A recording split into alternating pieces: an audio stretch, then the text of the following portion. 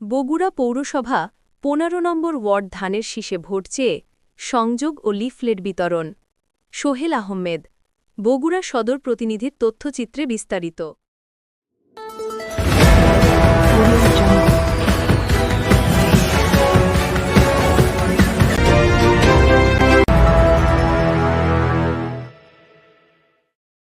ধানের শীষের পথসভায় সিপার তারেক।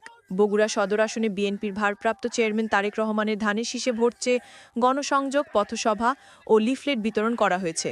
আসন্ন ত্রয়োদশ জাতীয় সংসদ নির্বাচন উপলক্ষে ২৮ নভেম্বর শুক্রবার বিকালে বগুড়া পৌরসভার ১৫ নং ওয়ার্ডের পালসা, চারমাথা, গোদারপাড়া এলাকায় বিএনপির ভারপ্রাপ্ত চেয়ারম্যান তারেক রহমানের ধানের শীষে ভোট চেয়ে মিছিল, গণসংযোগ, লিফলেট বিতরণ পথসভা করেন বগুড়া জেলা যুবদলের সাবেক সভাপতি ও সাবেক কাউন্সিলর সিপার আল বখতিয়ার।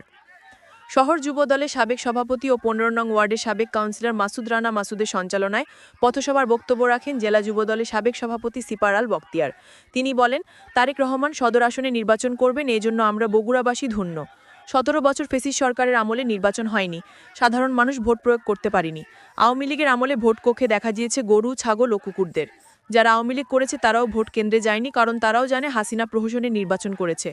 খুব দ্রুত সময় তারেক রহমান দেশে ফিরবেন। তারেক রহমান বাংলাদেশকে উন্নতির উচ্চ শিখরে নিয়ে যাবেন।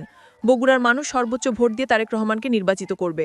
পথসভায় তিনি বিএনপি চেয়ারপারসন বেগম খালেদা জিয়ার আশুরোগ মুক্তি কামনায় সবার দোয়া কামনা করেন।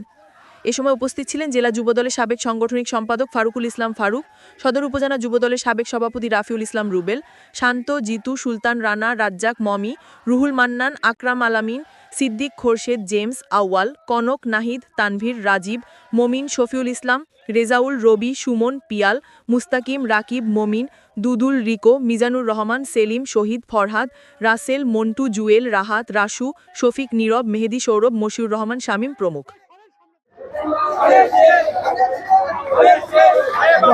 Allez,